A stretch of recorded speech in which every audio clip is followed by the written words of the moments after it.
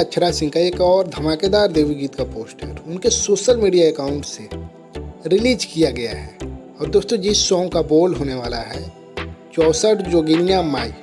और दोस्तों ये एक सॉन्ग जोगिन पचरा टाइप का सॉन्ग है। और दोस्तों आप सभी को बता दें कि इस सॉन्ग को काफ़ी हाई लेवल पर शूट किया गया है, जिसमें अक्षरा सिंह का काफ़ी बेहतरीन लुक नज़र आने वाला है। वहीं दोस्तों आप सभी को बता दें कि इस सॉन्ग को लिखे हैं मनोज मतलबी जी और संगीत से सजाए हैं सुशील पांडे जी। और इस सॉन्ग को रिलीज किया जाएगा बहुत जल्द Akshara Singh official YouTube channel पर। तो आप सभी तैयार हो जाइए अपने अक्षरा सिंह का बैक टू बैक देवी गीत सॉन्ग सुनने के लिए। तो ये वीडियो आप सभी को पसंद आया तो वीडियो को लाइक करिए, चैनल को सब्सक्राइब कर दें। मिलते हैं आप सभी को अगले वीडियो में।